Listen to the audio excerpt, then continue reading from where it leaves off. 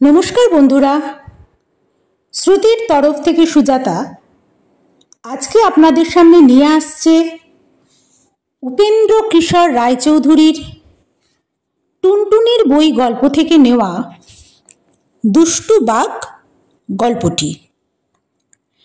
রায়চৌধুরী পরিবার পরপর কয়েক প্রজন্ম ধরে বাংলার শিল্প এবং সাহিত্যকে সমৃদ্ধ করেছে।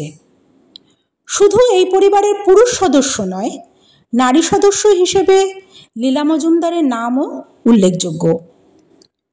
উপেন্দ্র কিশোর রায়চৌধুরী, সুকুমার রায়, পরবর্তীকালে সত্যজিৎ রায়ের অবদান আমরা কোনো মতেই ভুলতে পারি না। তাদের প্রতি শ্রদ্ধা জানিয়ে আজকে আমার উপস্থাপনা উপেন্দ্র কিশোর রায়চৌধুরীর দুষ্টু বাঘ। রাজার বাড়ির সিংহ দরজার পাশে লোহার খাঁচায় একটা মস্ত বাঘ ছিল। রাজার বাড়ির সামনে দিয়ে যত লোক যাওয়া আসা করত, বাঘ হাত জোর করে তাদেরকে সকলকেই বলতো, একটিবার খাঁচার দরজাটা খুলে দাও না দাদা। শুনে তারা বলতো, তা বই কি, দরজাটা খুলে দি আর তুমি আমাদের ঘাড় ভাঙো। এর মধ্যে রাজার বাড়িতে খুব নিমন্ত্রণের ধুম লেগেছে। বড় বড় পণ্ডিত, অনেক বিদ্বজনেরা সেখানে এসে উপস্থিত। বড় বড় পণ্ডিত মশাইরা দলে দলে নিমন্ত্রণ খেতে আসছেন। তাদের মধ্যে একজন ঠাকুর দেখতে ভারী ভালো মানুষের মতো ছিলেন। বাঘ এই ঠাকুর মশাইকেই বারবার প্রণাম করতে লাগলো। তা দেখে ঠাকুর মশাই বললেন, আহা, বাঘটি তো বড় লক্ষ্মী, তুমি কি চাও বাপু? বাঘ হাত জোর করে বললেন, আগে একটিবার যদি এই খাঁচার দরজাটা খুলে দেন, আপনার দুটি পায়ে পড়ি। ঠাকুর মশাই কিনা বড্ড ভালো মানুষ ছিলেন, তাই তিনি বাঘের কথায় তাড়াতাড়ি খাঁচার দরজাটা খুলে দিলেন। তখন হতভাগা বাঘ হাসতে হাসতে বাইরে এসেই বলল, ঠাকুর, তোমাকে তো খাবো। আর কেউ হলে হয়তো ছুটে পালাতো, কিন্তু এই ঠাকুরটি ছুটতেও জানতেন না। তিনি ভারী ব্যস্ত হয়ে বললেন, এমন কথা তো কখনো শুনিনি, আমি তো তোমার উপকার করলাম, আর তুমি বলছো কি না আমাকে খাবে? এমন কাজ কি কখনো কেউ করে? বাঘ বলল, করে বই কি ঠাকুর, সকলেই তো করে থাকে। ঠাকুর মশাই বললেন, তা কখনোই নয়, চলো দেখি তিনজন সাক্ষীকে জিজ্ঞেস করি তারা কি বলে। বাঘ বললে, আচ্ছা চলুন, আপনি যা বলছেন সাক্ষীরা যদি তাই বলে, আমি আপনাকে ছেড়ে দিয়ে চলে যাব। আর যদি তারা আমার কথা ঠিক বলে, তবে আপনাকে ধরে খাবো। সাক্ষী খুঁজতে খুঁজতে দুজনে মাঠে গেলেন। দুই ক্ষেতের মাঝে খানিকটা মাটি উঁচু করে রেখে চাষিরা একটা ছোট পথের মতন করে দেয়, তাকে বলে আল। ঠাকুর মশাই সেই আল দেখিয়ে বললে, এই আমার একজন সাক্ষী। বাঘ ওকে বলল, ঠিক আছে, তাহলে জিজ্ঞাসা করুন ও কি বলে। ঠাকুর মশাই তখন জিজ্ঞাসা করলেন, ও হে বাপু আল, তুমি বলো দেখি, আমি যদি কারো ভালো করি সে কি উল্টে আমার মন্দ করে? আল বললে, করে বই কি ঠাকুর, এই আমাকে দিয়ে দেখুন না, দুই চাষার ক্ষেতের মাঝখানে আমি থাকি, তাতে তাদের কত উপকার হয়। একজনের জমি আর একজন নিয়ে যেতে পারে না, একজনের ক্ষেতের জল আর একজনের খেতে চলে যায় না, আমি তাদের এত উপকার করি, তবু হতভাগারা লাঙল দিয়ে আমাকেই কেটে তাদের খেদ বাড়িয়ে নেয়। বাঘ বললে, শুনলেন তো ঠাকুরমশাই, ভালো করলে তার মন্দ কেউ করে কিনা। ঠাকুরমশাই বললেন, আরে রোসো, আমার তো আরো দুজন সাক্ষী আছে। বাঘ বললে, আচ্ছা চলুন। মাঠের মাঝখানে একটা বট গাছ ছিল। ঠাকুরমশাই তাকে দেখিয়ে জিজ্ঞেস করে বললেন, এই আমার আর একজন সাক্ষী। বাঘ বলে, আচ্ছা ওকে জিজ্ঞেস করুন, দেখি ও কি বলে।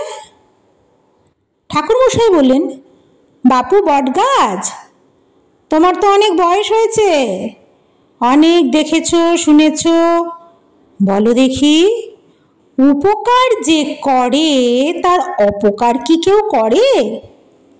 বটগাছ বললে, তাই তো লোক আগে করে। ওই লোকগুলো আমার ছায়ায় বসে ঠান্ডা হয়েছে, আর আমাকেই খুঁচিয়ে আমার আঠা বার করেছে। আবার সেই আঠা রাখবার জন্য আমারই পাতা ছিঁড়েছে। তারপর ওই দেখুন, আমার আমার ডালটাও ভেঙে নিয়ে চলে গেছে। বাঘ বললে, কি ঠাকুরমশাই, ও কি বলছে? তখন ঠাকুরমশাই তো মুশকিলে পড়লেন। আর কি বলবেন ভেবে ঠিক করতে পারলেন না। এমন সময় সেখান দিয়ে একটা শেয়াল যাচ্ছিল। ঠাকুরমশাই সেই শেয়ালকে দেখিয়ে বললেন, ওই আমার আর একজন সাক্ষী, দেখি ও কি বলে। তারপর তিনি শেয়ালকে ডেকে বললেন, শেয়াল পণ্ডিত একটু দাঁড়াও, তুমি আমার সাক্ষী। শেয়াল দাঁড়ালো, কিন্তু কাছে আসতে রাজি হলো না। সে দূর থেকেই জিজ্ঞাসা করলো, কি কথা, আমি কি করে আপনার সাক্ষী হলাম? ঠাকুরমশাই বললেন, বলো দেখি বাপু, যে ভালো করে তার মন্দ কি কেউ করে? শিয়াল বললে, কার কি ভালো কে করেছিল আর কার কি মন্দ কে করেছে শুনলে তবে বলতে পারি। ঠাকুরমশাই বললেন, বাঘ খাঁচার ভেতর ছিল, আর আমি ব্রাহ্মণ পথ দিয়ে যাচ্ছিলুম। এই কথা শুনেই শেয়াল বললে, এটা বড় শক্ত কথা হলো। সেই খাঁচা আর সেই পথ না দেখলে আমি তো কিছুই বলতে পারবো না। কাজেই সকলকে আবার সেই খাঁচার সামনেই আসতে হলো। শিয়াল অনেকক্ষণ ধরে খাঁচার চারদিকে পায়চারি করলো। তারপরে সে বলল, আচ্ছা, খাঁচা আর পথ তো বুঝতে পারলাম, এখন কি হয়েছে বলুন দেখি। ঠাকুরমশাই বললেন, আরে বাবা, বাঘ খাঁচের ভেতরে ছিল আর আমি ব্রাহ্মণ পথ দিয়ে যাচ্ছিলুম। অমনি শেয়াল তাকে থামিয়ে দিয়ে বললেন, দাঁড়ান দাঁড়ান, অত তাড়াতাড়ি করবেন না, আগে এইটুকু বেশ করে বুঝে নি কি বললেন। বাঘ আপনার বামুন ছিল আর পথটা খাঁচার ভেতর দিয়ে যাচ্ছিল। এই কথা শুনে বাঘ হো হো করে হেসে বলল, ধুর গাধা, বাঘ খাঁচার ভেতর ছিল আর বামুন পথ দিয়ে যাচ্ছিল। শিয়াল বললে, আরে রোসো দেখি, বামুন খাঁচার ভেতরে ছিল আর বাঘ পথ দিয়ে যাচ্ছিল, এই তো। বাঘ বললে, আরে বোকা, তা নয়, বাঘ খাঁচার ভেতরে ছিল, বামুন পথ দিয়ে যাচ্ছিল। শিয়াল বলল, এ তো ভারী গোলমেলে কথা দেখছি, আমি কিছুই বুঝতে পারছি না, কি বললে? বাঘ বামুনের ভেতরে ছিল, খাঁচা পথ দিয়ে যাচ্ছিল। বাঘ বললে, এমন বোকা তো আমি আর কোথাও দেখিনি। আরে আরে, বাঘ ছিল খাঁচার ভেতরে আর বামন যাচ্ছিল পথ দিয়ে। তখন শিয়াল মাথা চুলকোতে চুলকোতে বলল, না, অত শক্ত কথা আমি বুঝতে পারবো না। বাঘ তো ততক্ষণে খুব রেগে গেছে। সে শেয়ালকে এক ধমক দিয়ে বলল, ওহ, কথা তোকে বুঝতেই হবে, দেখ আমি এই খাঁচার ভেতর ছিলুম, দেখ এই এই এই এমনি করে।